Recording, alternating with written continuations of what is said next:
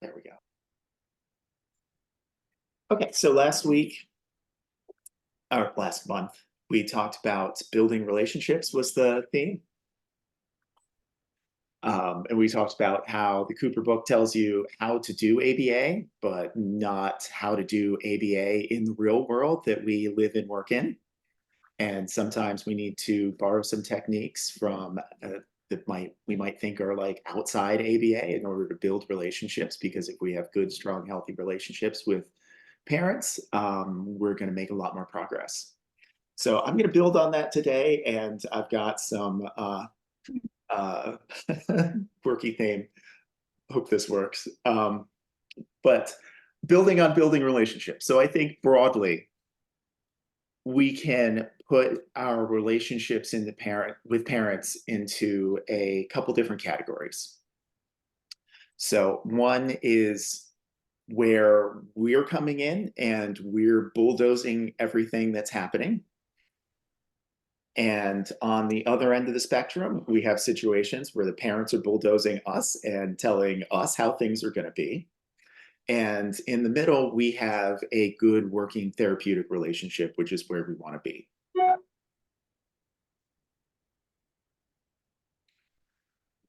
So when we're doing the bulldozing, and I've got my AI picture of a bulldozer in a family's kitchen, we're doing all the talking. We're directing them. We're telling them how it's going to be. We're setting unrealistic expectations on them. We're coming in with a family that's got a kid with autism throwing things all over the place. They've got a couple of siblings. There's toys everywhere. And we're coming in and we're like, okay, guys, we need to make reinforcers less available. So if you guys could just restrict all of the toys in the household by the time I come back next week, that's what we're going to do. And then we come back next week. And of course, they haven't done it. It's not a realistic expectation. We're coming in and we're disrupting things instead of working with them. Does anybody have any other thoughts about, when we're doing the bulldozing, what that might look like?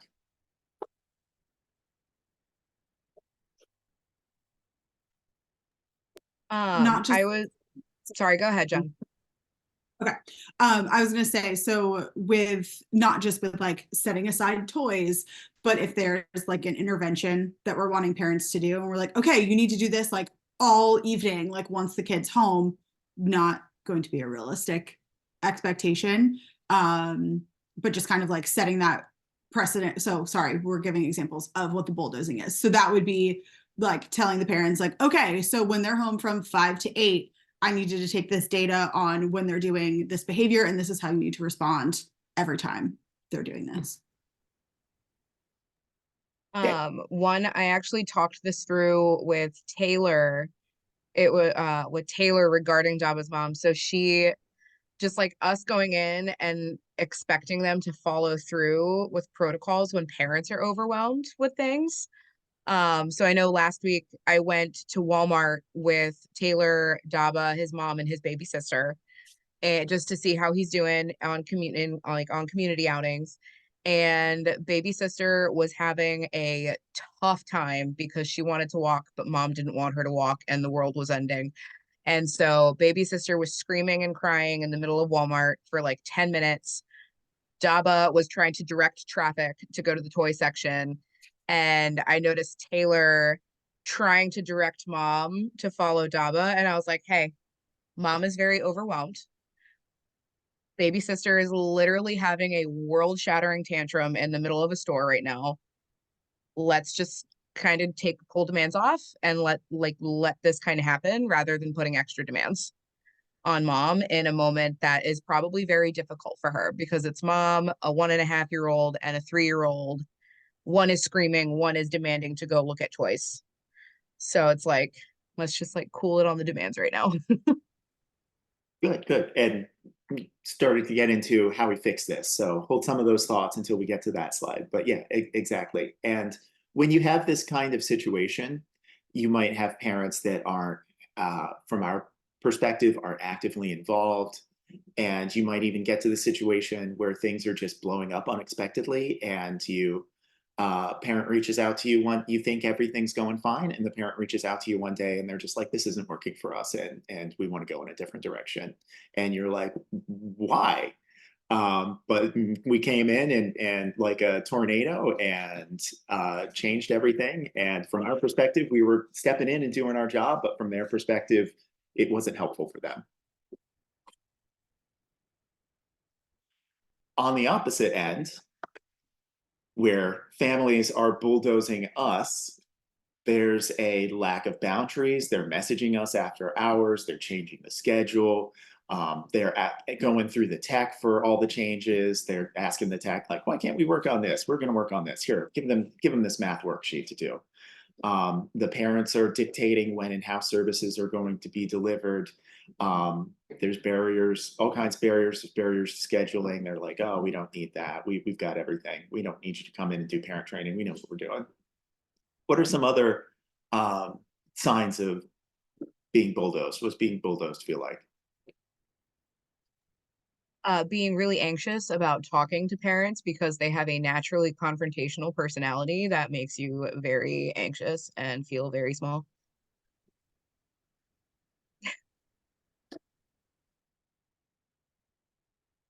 Saw a lot of nods there.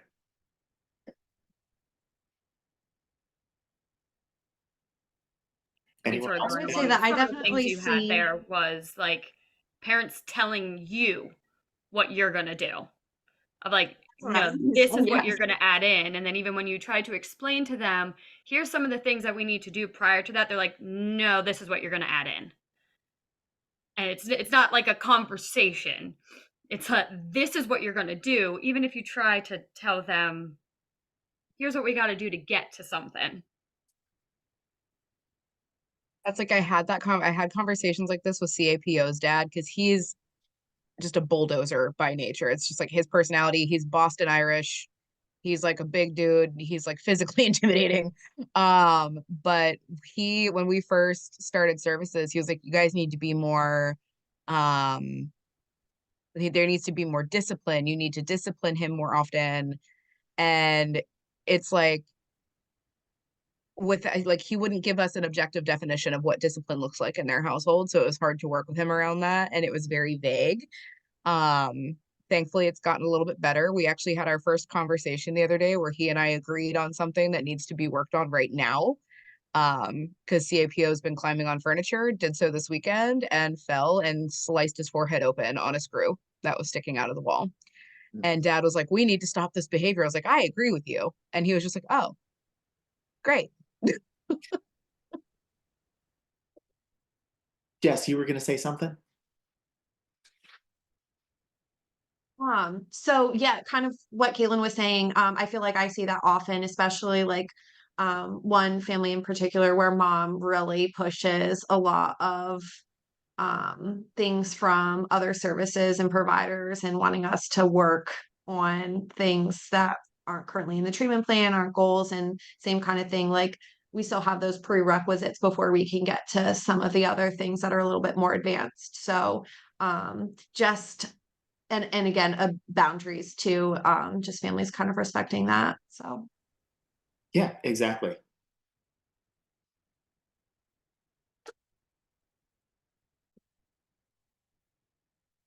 And then in between those two extremes, in the middle, we have a positive therapeutic relationship. And AI made this picture. I tried 10 different times, and the machines are not coming for us anytime soon. They're not going to be writing treatment plans anytime soon. But having a therapeutic relationship is that happy median when we're paired with caregivers. They're excited to see us. We're excited to work with them. Boundaries are respected on all sides. We have good communication. And I think the biggest sign of a good therapeutic relationship is when you have an interaction, everyone leaves that interaction on the same page, feeling empowered, feeling good about what is going on in therapy right now and what's going to happen next.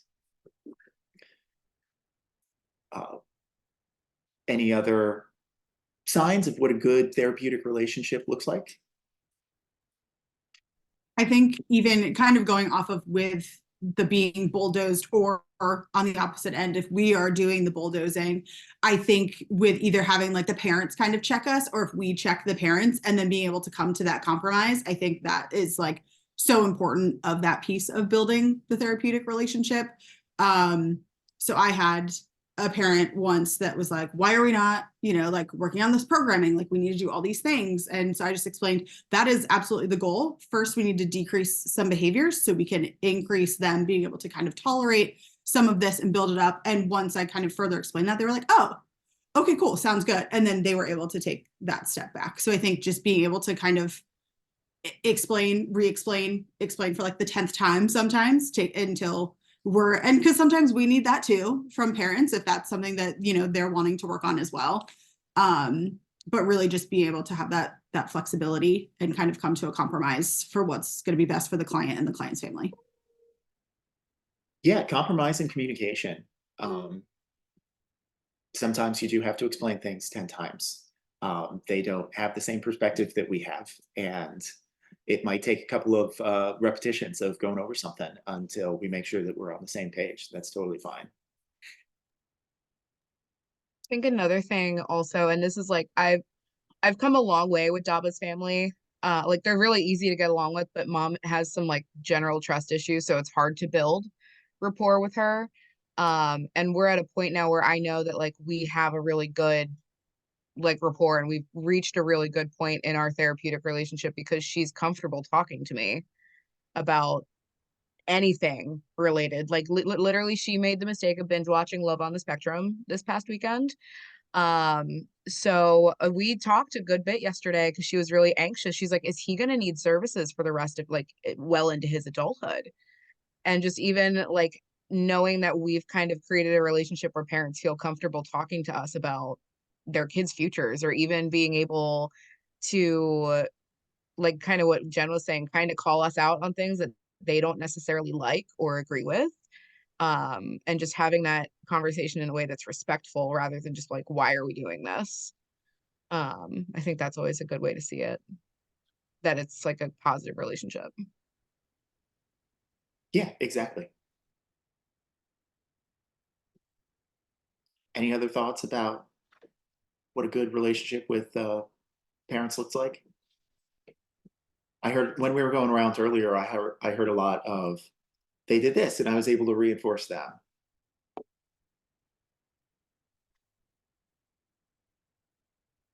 Okay, so let's talk about how to avoid us bulldozing. And I think the biggest thing is active listening, which I've been trying to model during this session. And that's something that I find really challenging, and just being in the moment, using some ACT stuff and just being in the moment. Instead, a lot of times when we're having conversations with parents, we have a goal in mind. We're trying to get a specific behavior out of them that we can then reinforce. So we find ourselves, whenever someone else is talking, thinking about, instead of listening to what they're saying, thinking about what we're going to say next. And then we end up missing what they're trying to communicate with us. And then we end up both leaving that conversation frustrated. So hearing what the caregiver is saying and repeating it back to make sure that they know that you understood them is a really important skill. And I know it sounds silly to do, and it might be challenging to do, but it's such a great skill to learn. When parents are talking, listening to them to identify what their values are. I already said not thinking about what you're going to say next when someone else is talking, saying, I got it. And it's really important to ask questions. So even if you say like, this is how we do this, and then saying, does that sound good? Or, parents expressing some kind of frustration and they're going on, you jump in and you're like, okay, I think I hear you saying this, and this is what we do about that. Does that answer your question?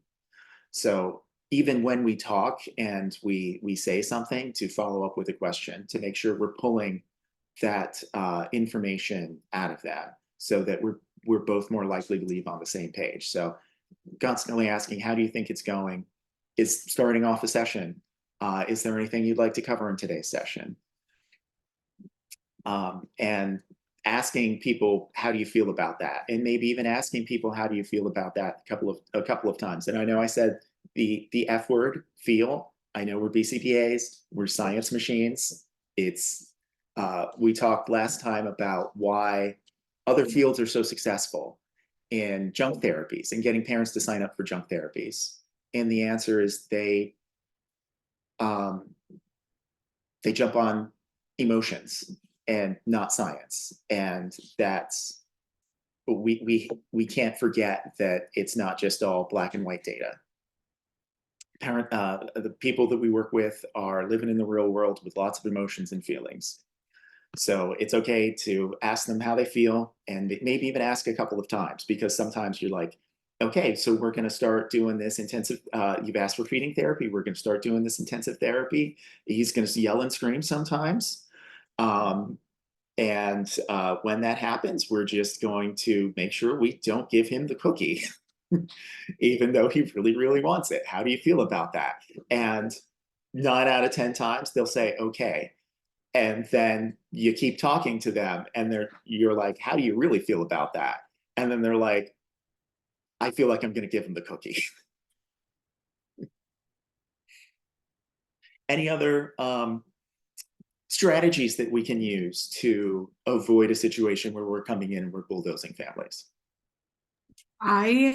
Something that I've found with myself with fixing some of the bulldozing is just like giving myself a minute before I even like respond. So like where a lot of times I feel that I need, if something new happens or new behavior is coming up, I feel like I need to have a response or an answer of how to fix it right away. And so sometimes I'm like, I need to be okay with just like, okay, let's like brainstorm this together. Like, what are some things, instead of being like, oh, we can go ahead and we can try this. I feel like that's been a lot of where my bulldozing comes across, where I'm like presenting all of these things instead of, if it's something new that's come up, kind of coming up with that together versus just like, oh, let's try this. Yeah. We do find ourselves in situations a lot where we're running around we're seeing 3, 4 kids a day. Where we've seen them in school. Now we're going to the home and we're going to see this kid. And then after that, we're going to run over here. And after that, we got to update this assessment. And we're running around and there's so many things that we have to do. And we're just jumping into situations. And we're like, okay, well, I've got an hour for parent training and I want to do this, this, and this today. Let's go. And we're not giving enough space for that quality interaction to happen. It's okay to slow down. It's okay to speed up sometimes because we've got a lot to do. It's also okay to slow down. I think that's something that I struggle with personally. It's kind of like what Jen was saying, because a parent tells me a problem or an issue or something that they want to work on, and my brain goes on like hyper problem solving mode. And I'm somebody that my mouth and brain tend to not work cooperatively. So I need to like pause and stop myself from saying what I'm thinking instead of actually processing what I'm thinking before I say it. Like one thing I'm thinking of in particular is like, I know when Bree and I went out and started doing initial assessments with TP a couple weeks ago, mom had mentioned that he has a really limited diet. So immediately my brain started going through like the Rolodex of feeding protocols that I have in my brain. But I stopped myself because mom started talking about how it's really important to her that he has a positive relationship with food. So like giving myself that pause allowed for me to hear that and then approach it in a completely different way. So I think giving ourselves the opportunity to like turn the science off for a second and listen is really helpful. Yeah, you guys, it's not something that they cover in grad school, but you guys completely have permission to slow down, listen, talk about how they feel about it. If you guys do that, you're going to have a lot more success. And then when we get the feelings addressed, heard, out in the open, then we've got all the room in the world to run with the science.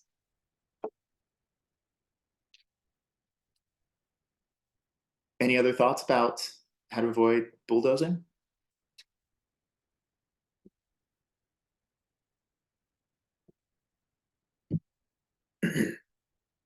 Okay. So then fixing situations where we're being bulldozed. And I know there's a few that have come up in the last couple of months. Um, so being assertive and setting limits, but setting limits in a supportive way. Assertive doesn't mean, no, we're doing it this way. That's bulldozing. Not being assertive is getting bulldozed and getting run over, and we're not expressing what's important to us. It's okay to say no. Um, it's okay to have a back and forth interaction and say, we can't do that. If someone asks you to work on a skill that's far too advanced, we can't do that, but we can work on this and continue to communicate through. Once we get this skill, then we can work on this more advanced skill. And then he's going to learn this skill so much easier instead of us working on this and making very slow progress over the next 6 months. We can do 3 different skills plus that in the next 6 months. Identifying values and goals. And there's a little bit of horseshoe to this.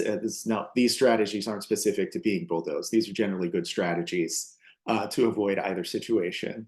All of our clients in the intake packet, there's a question, like it asks them about what medications they're on and what their schedule is and a whole bunch of stuff in that little initial intake packet. But there's a section that says, what are your goals for therapy? And it's really important to go through when you're doing an initial assessment to pay attention to that part and to bring that up with your parents and to revisit that regularly.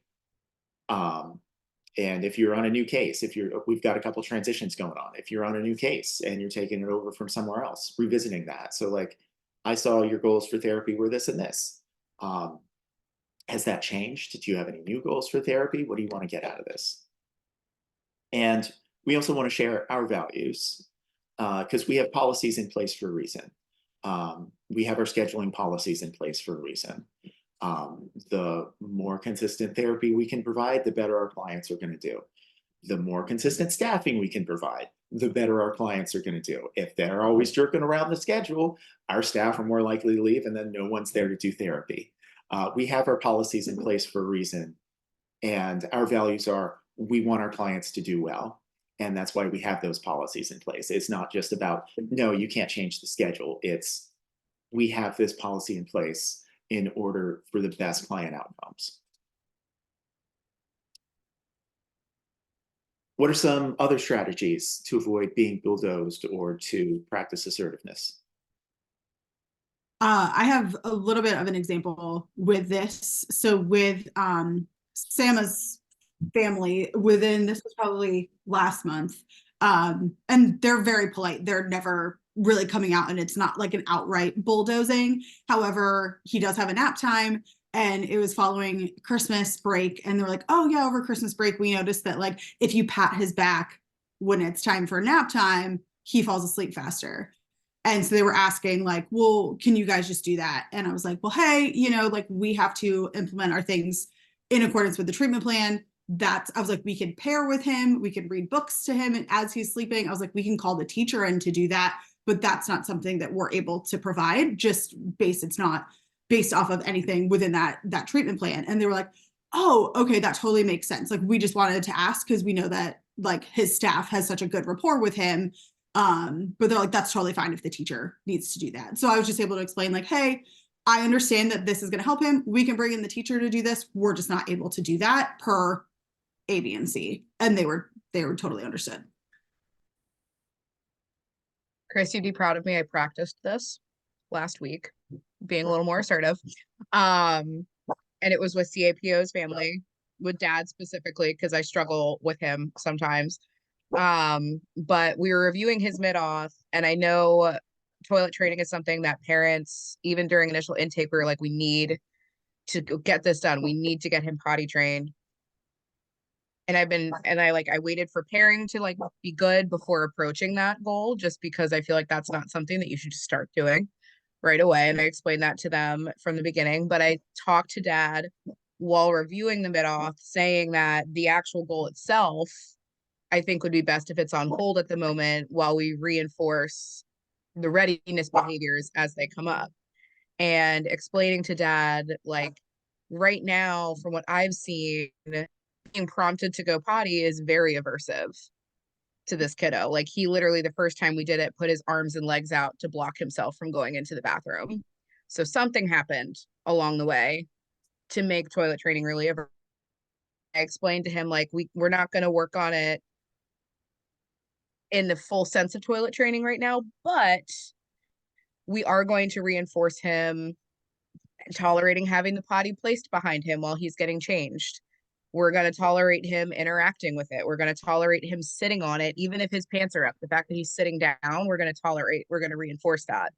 And just explaining to him, like, we're not doing this exactly by the book, but we are working on it in a different way was really helpful for him to get back on board with everything.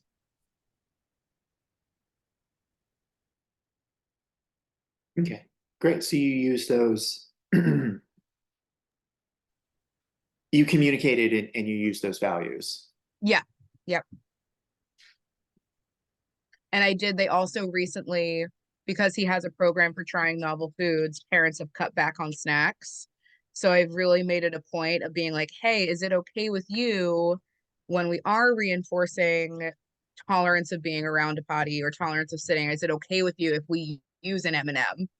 And just like really making sure that I'm working with them to get their consent to go ahead with certain things prior to just doing it, because I think dad was a little concerned that we would just do things without talking to them. So really making a point of being like, we are going to always talk to you before we do things.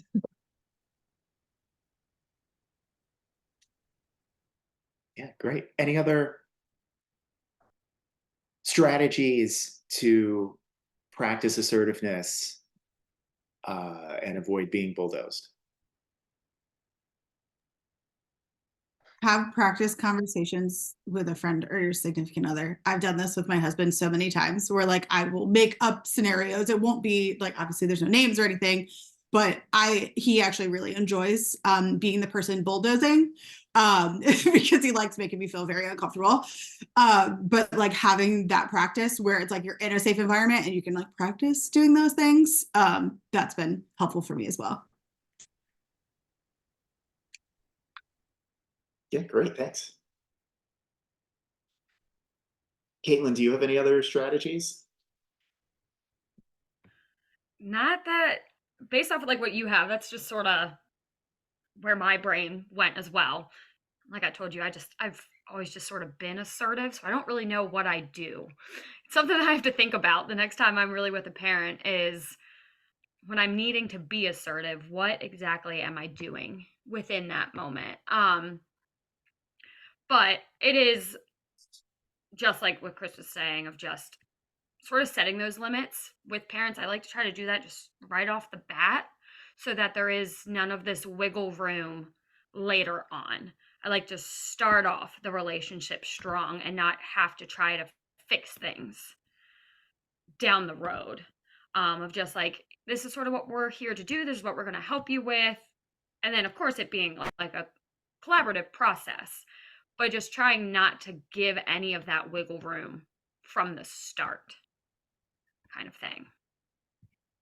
Caitlin, when we've shared cases before, I think when I've been able to observe you with like parent training, I think having the data and like looking at information like that beforehand. So like when you know you're going in to talk about a specific scenario, taking a moment before that parent training session to really sit down, review it, kind of like write out what your notes are and kind of like have that jotted down so you're not kind of like just pulling from memory, like, oh, what was that point I wanted to make? So that it comes across as like, oh, okay, like you looked into this, like you have the research, the data, everything to kind of back that up. Yeah, I typically do try to have like an agenda for parents of just here's what I would like for us to discuss today. And then of course giving the parents the time to go over their own agenda, because I know I'm not the only one with an agenda going into a parent training, parent meeting, any of that kind of thing. It's here's some of the things that I've seen recently that I want to discuss, and then here's what do you want to discuss as well. So that helps the parents feel like it is more of a team and not just me coming in and bulldozing them of like, this is my agenda. This is the only thing we're going to do today. It's okay. Here's some of my things. And then, okay, what do you need? And with some of my parents, I know that I have to start with their agenda and then I'll get to mine at the end, kind of thing. I'm just working together.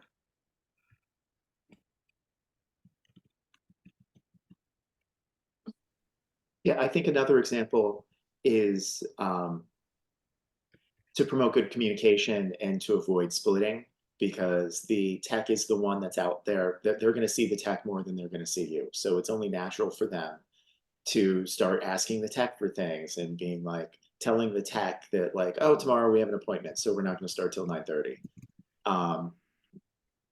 And having, group chat, a way for everyone to communicate, being on the same page and setting that limit right away, that all communication, all changes to the schedule needs to go through this group chat if that's what you have set up, and try to put strategies in place to avoid that kind of splitting before it even has a chance to happen. I just had to do that with LUGI's family and LUWE. And I'm gonna have to say it again to LUW's family. But for LUGI, I just noticed that gradually over time, they were just going to the RBT and saying things and letting her know. And then I would just be told maybe later on by the RBT. And so then I just had to say to a mom in person of just, like if there's, I think it was when there was inclement weather, it was snowing one day, and then I had no idea that they ended up just didn't want her to come to the session or something like that, but I had no idea that they were even talking about that. So I just reiterated that, and then now we have a group chat going, so it's good again. But of all of us being on the same page. But for LUWE, I think it's harder because mom being a travel nurse, and she'll be there for 6 days and then she's gone for 6 days. So that's really, I find that challenging to keep that rapport with mom there. Also along the lines of assertiveness for that, I think because maybe we don't have the greatest rapport right now. I have such a hard time being assertive with her. So I don't know if also there's any advice there too with that, because I don't want to come off and obviously I'll be assertive with certain policies, because I need to, and come off and say it in a nice way. But I just have a hard time, I think, at least with mom for LEWE with that being assertiveness. Being the one coming from that case, it is hard to build the rapport with mom, because for me it was 10 times harder, because for the first, I feel like, year that I was with LUWE, mom didn't exist because mom was always gone. Mom worked nights, so it was like mom was asleep all day, all the other caregivers were there.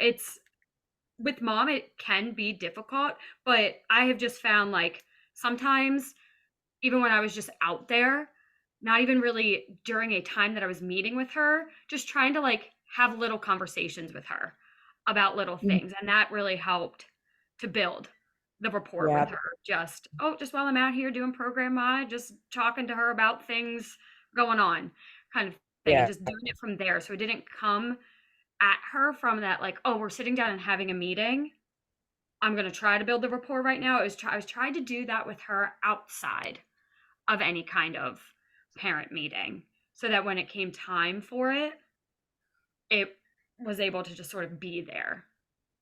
But I do agree that it's a hard family to build that rapport with, because she's there, then she's gone. Yeah. I definitely had better rapport with the grandparents than I did with the mom, because she's just not always there. Yeah, I'm glad you said that, because when she was there last week, I was trying to do that with her, just small talk and catching up basically on how work's going for her and that sort of thing. So I'm just going to increase doing that, really. Yeah, that's what I found to really just work with her, of just trying to make it seem, well, not seem, because I was actually genuinely trying to do it, of just talking to her outside of, hey, we're going to sit down and review some things. Oh, hey, how's your day going? I tried to do that outside of that. Yeah. And with that mom, like with being assertive, she knows where you're coming from. She might be stubborn coming back, um, but that's just because she does have a very strong connection to LUWE. There is that trauma bond kind of thing going on there. But she does want to listen to what you have to say. So just be confident that like mom does hear you. Yeah, I think that's what I struggle with too a little bit. If I am being assertive, or if I like when I went over her mid off, and just Mhm. reviewed that with her, it was just kind of like oh yeah, sure. That sounds good. Whenever I was just kind of going over things with her. So I'll keep that in mind too, of just she does care. Yeah. As I say, she cares. I have met with her multiple times to go over plans, and she just sits there. She's like, "Sounds great. Yep. Uh-huh. Okay." I'm like, "All right." So much information was gathered today. But it's mom. It's not coming from a place of trying to push you away or anything. It's just that's mom. I think that's a big component to this is um, we all want to do what's best for the kiddo. And when we're coming into these situations, we have different perspectives about what's best for the kiddo. And being assertive and identifying values, um, like it's definitely easier said than done, but these scenarios, I'm thinking specifically of like CLKU. I did the intake, and then you were on vacation. I went out with Rebecca the first time, and it was starting. This was a couple years ago, and I had noticed that the first couple years of doing intakes, they were all excited, and then I started getting, as I'm doing intakes, questions about ABA, um, and stuff going, people reading things on the internet about ABA that not might not be properly researched, and that's a parent that on the face of it, it looked like it was nothing but um, challenging behaviors. And there's certainly a way that we could have been, offended. Like, why'd you call me in here if you don't want to do this? Mm-hmm. But we had a kiddo who was not talking at all and was running away from people and really needed therapy. And the parents' value was they wanted to make sure that they were getting good therapy and that we weren't going to come in and mess up their child, or we're not going to come in and turn their child into a robot, or whatever it is that they were afraid about. They read about ABA that they were afraid about, but the value that they had is they wanted their child to be successful, and it presented as everything that we said. They had a counter to, but we don't want blah blah blah, or you're not going to do this, right? You're not just going to sit at a table with my child for 40 hours a week because my child needs to be a child. Well, yeah, we agree with you 100%. So just getting on the same page with those values and not seeing it as um, them just wanting to come in and just stomp over everything that you want to do. Yeah, that's a good example.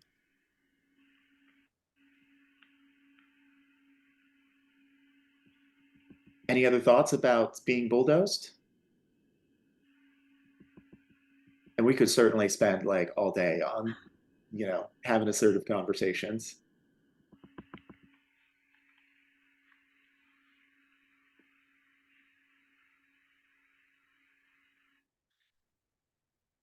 Okay, it's been more than an hour, so I'm going to stop it here.